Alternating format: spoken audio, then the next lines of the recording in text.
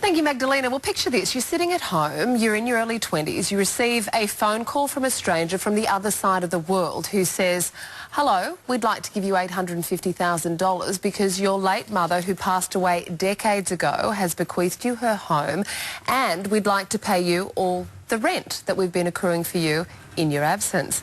Let's speak about this to the men behind tracking this woman down, Chris Wilkins from Ray White Drummoyne and Tim Eakin from Eakin McCaffrey Cox Lawyers. Thanks, gentlemen, for joining me on the couch today. Extraordinary story. Chris, I'll start with you. Can you tell me how this all panned back? Let's go back 20-odd years to when this woman passed away. Sure.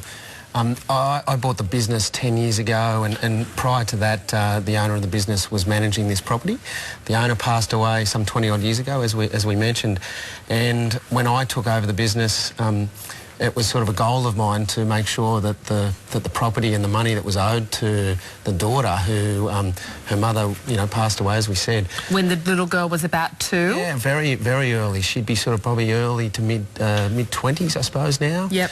And I wanted to make sure that the money and the property got to the rightful person. So how did we work out and how did we establish that this home in the inner west of Sydney belonged to a woman now living in Boston? Was there a will? Was there a notice of intention? What was there? I noticed an intention, a will on a notepad that was left, leaving all the lady's worldly possessions to her daughter, yeah. Right. OK, and this is where, I guess, Tim, we could bring you in because you were integral in trying to track down this young woman who now lives in Boston, I believe. Can you tell me how we ended up finding her? Well, it was a matter of intrigue.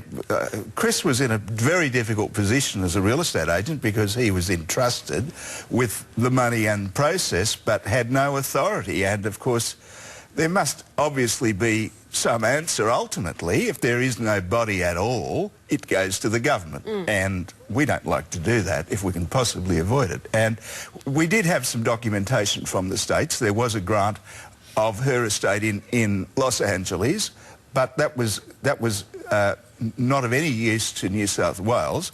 And the attorneys over there, interestingly, couldn't get any sense from her husband. And I think the plain fact is the family was and still is traumatised by the events surrounding the mother's death. Eventually we were able to find out little snippets of information and really hit the jackpot when inquiries in Hong Kong that my office had made tracked down a birth certificate and a marriage certificate for the parents. And of course, part of the process is that we have to be able to prove relationships.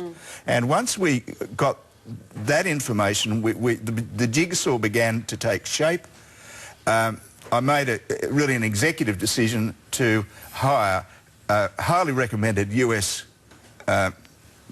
PI, private investigator, and it took him about 3 weeks. Yep. He was able to make contact. I'd provided him with a lot of the documentation and introductory letters and authorities, and importantly it was to gain the confidence of this young lady. Her response was, I don't want anything to do with it. Is that right? So you're ringing her and you're saying, we've sold a property worth around $600,000. We've been accruing rent for the last couple of decades that it's going to yield you $150,000. Here's $750,000 we want to give you. And you're saying she was a little bit sceptical? Well, she didn't.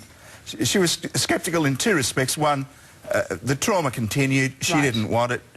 She said, no, Dad should have it. Secondly, she thought that we were in it for the money, and she wanted to know whether or not, if it came to pass, whether we'd take half. Wow. And I assured her nothing like that, because we're proper, honourable people in Australia, and we've got rules and regulations that apply, and we just simply want to solve the mystery. Must have felt good for you, Chris, just finally. Last night was the auction. It was a great auction. It was very competitive. And had a young girl who bought the property, so it's gone from one good story to the next, and it feels great from my office's point. Yeah. Did it go above reserve? It How's did, the housing actually. market in the inner west of Sydney? Is it all right? It's strong. Okay. It's really good. Yeah. All right, a lovely story. Chris and Tim, thanks very much for joining us on the couch today. Thank you. All right, Chris and Tim, you might want to hang around. We're spinning pizzas next, and both of you look like likely characters for spinning pizzas. And it's not just pizza acrobats. It's like mixing a chef with a member of Cirque du Soleil. This is what you Cirque du Soleil with food. Cirque du Soleil with food. How Why good not? is that? So I'm going to learn how to do it, and we'll tell you how you can do it coming up next on Breakfast. I'm going to eat it. I don't know if it's ready to eat. Oh, really?